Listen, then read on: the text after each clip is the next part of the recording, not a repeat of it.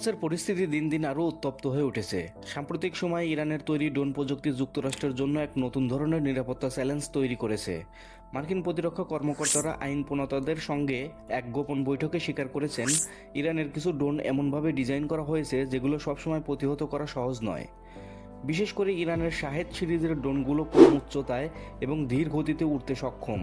এই বৈশিষ্ট্যের কারণে অনেক সময় প্রচলিত রাডার বা আকাশ প্রতিরক্ষা ব্যবস্থা এগুলোকে দ্রুত শনাক্ত করতে পারে না। প্রতিরক্ষা বিশ্লেষকদের মতো এই ধরনের ড্রোন অনেক ক্ষেত্রে দূরপাল্লার ক্ষেপণাস্ত্রের তুলনায় আরও সহজে প্রতিরক্ষা ব্যবস্থাকে এড়িয়ে যেতে পারে। এই সংঘাতে যুক্তরাষ্ট্রের কৌশলগত লক্ষ্য ছিল একাধিক। তাদের ধারণা ছিল সামরিক চাপ বাড়িয়ে ইরানের ক্ষেপণাস্ত্র কর্মসূচিকে দুর্বল করা সম্ভব হবে। পাশাপাশি সমুদ্রপথে ইরানের প্রভাব কমানো এবং সম্ভাব্য পারমাণবিক কার্যক্রমের উপর নিয়ন্ত্রণ প্রতিষ্ঠা করাও ছিল তাদের পরিকল্পনার অংশ। এর পাশাপাশি মধ্যপ্রাচ্যে যুক্তরাষ্ট্রের মিত্র দেশগুলোর নিরাপত্তা নিশ্চিত করাও ছিল গুরুত্বপূর্ণ একটি উদ্দেশ্য।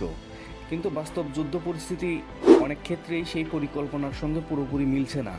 শুরুতে যেভাবে ইরানের ড্রোন ও ক্ষেপণাস্ত্র সক্ষমতাকে মূল্যায়ন করা হয়েছিল, বাস্তবে তা অনেক বেশি জটিল এবং কার্যকর বলে প্রমাণিত হয়েছে।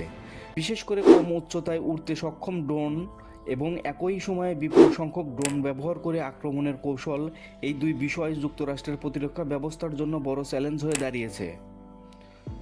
অন্যদিকে তুলনামূলক সীমিত অর্থনৈতিক সামর্থ্য থাকা সত্ত্বেও ইরান তাদের সামরিক প্রযুক্তি ও কৌশল দক্ষভাবে কাজে লাগানোর চেষ্টা করছে। বিপরীতে যুক্তরাষ্ট্রকে অনেক বেশি ব্যয় করতে হচ্ছে প্রতিটি প্রতিরক্ষা পদক্ষেপে, এবং তাই তাদেরকে প্রতিটি সিদ্ধান্ত খুব সতর্কতার সঙ্গে নিতে হচ্ছে।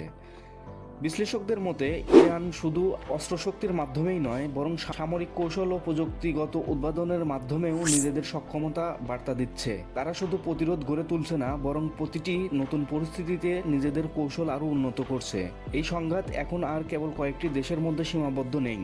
এটি আন্তর্জাতিক রাজনীতি, শক্তির ভারসাম্য, জ্বালানি নিরাপত্তা এবং পুরো মধ্যপ্রাচ্যের স্থিতিশীলতার সঙ্গে গভীরভাবে জড়িত একটি বড় সমীকরণে পরিণত হয়েছে। বিশেষজ্ঞরা মনে করছেন, যদি এই উত্তেজনা দীর্ঘ সময় ধরে চলতে থাকে, তাহলে ইরানের ছোট কিন্তু কার্যকর ড্রোন কৌশল আরও উন্নত হতে পারে। একই সঙ্গে যুক্তরাষ্ট্রকেও আরও তাদের বিশাল সামরিক শক্তি কিভাবে আরও কার্যকরভাবে ব্যবহার করা যায় সেই বিষয়টি নতুন করে ভাবতে হতে পারে।